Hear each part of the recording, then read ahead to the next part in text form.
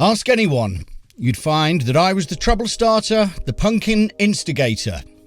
He is the fear addicted, danger illustrated, and together we are fire starters.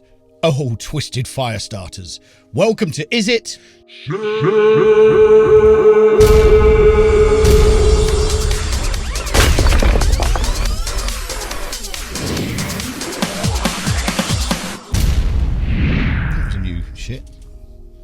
Like change it up now and again. Yeah, good.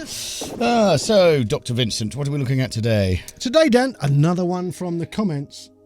Right. But on the upside, okay, it's not a plugin that no one's ever heard of this time.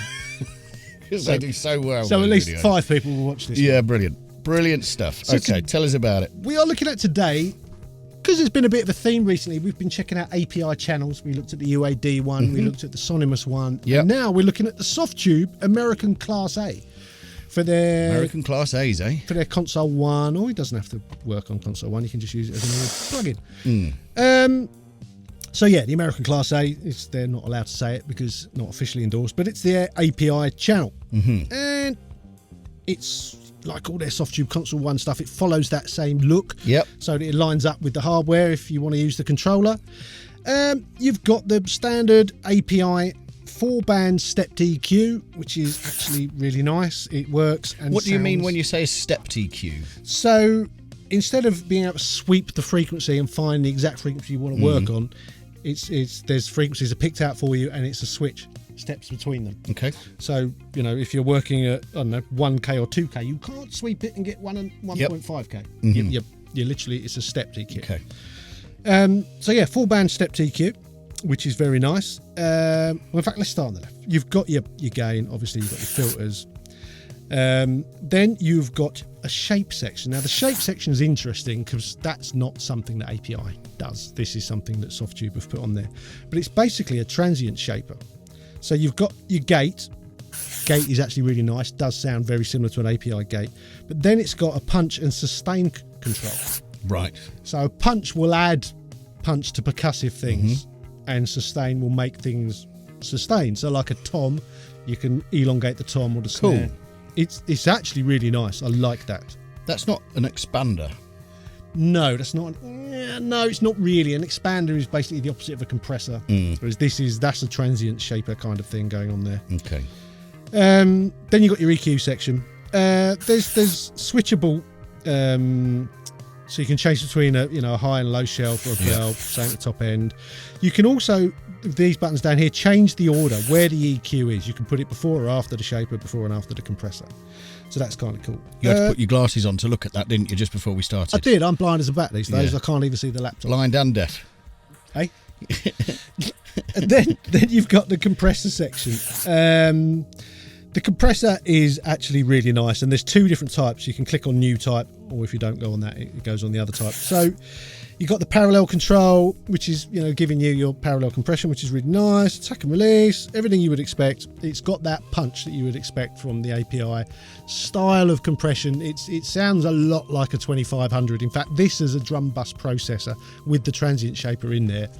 It's pretty cool, actually. Is it? Yeah, it's really nice on the drum bus. On the output section, you've got drive, and then you've got your character, which is basically adding your harmonics and stuff. Making it more analog sounding. Okay. Yeah. And where does it fall in the sort of? We haven't done a Sean Vincent top 5 for some time now. So we haven't. Like you say, we've done a lot of these, or a few of these sort of channel strips. Where does it fall in terms of the others, do you think? That's a really difficult one, because I think the best one so far is definitely the UAD. Yeah, love that. We're looking at another one. Are we? Very, very soon. Which again, someone asked us to look at. This is, I think it's up there. It's got some extra things which I really like. So you can choose between the 2 different kinds of compression. Yeah. You can have feedback or feed forward. That pushes Explain. Feedback and feed forward. So feed forward compressor is what a normal compressor does. So the input signal is what is sent into the circuit that basically decides how much is getting compressed. A feedback compressor is where the compressor is fed from the output of the VCA. So once the signal's been compressed, it gets fed back in and that's the signal that decides how much it's getting compressed. So it's sort of compression on compression on compression on compression. So it becomes a very different sounding compressor. Yeah, sounds like but it. really useful in some things. Sounds really good on drums. Yeah, I think this is very, very good. If I had the console one, if I had the hardware that controlled this, this is the one. Absolutely, that's no argument. There's no way anyone can say this doesn't sound like an API. It does. It does sound a lot like an API, and it's got some really nice extra features. So, yeah. However, if I was in the UAD system and I had their stuff, I'd get that one. That one, yeah. So it's horses for courses. I think. Yeah. I can see what you're saying. Yeah. I quite like this. This the is graphics and stuff. I don't think I really look at it. No. Well, you're funny. Sometimes you say you do, and sometimes you say you don't. I guess it depends on the graphic. Depends on the application. Like I don't like these compression graphs. I can see what they're doing though. That's kind of just worked that out. So, so they're compression graphs.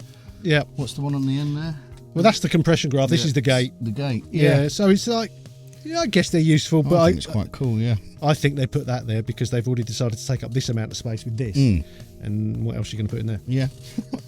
Well, it sort of makes up because it lines up with the controls. It does line up with the controls, yeah. Excellent stuff. Where'd you get it? Softube. Just go on the website. Softube, they have an app, don't they? Like a lot of these companies now. You have to download Softube Central, and then you can demo it and blah blah blah, and buy it if you like it. Demo is 20 days. Then wicked.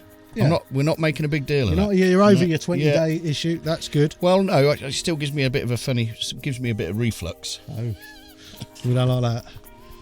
We don't like Dan's reflux. So it's just price. Yes. How much is it then? Now calm down. Think calm thoughts. Yeah. It's €199. Crying out loud. Yeah. That's the only issue, and I don't think it's a massive issue. SSL and the like are charging similar amounts for their channels when they're not on the sale.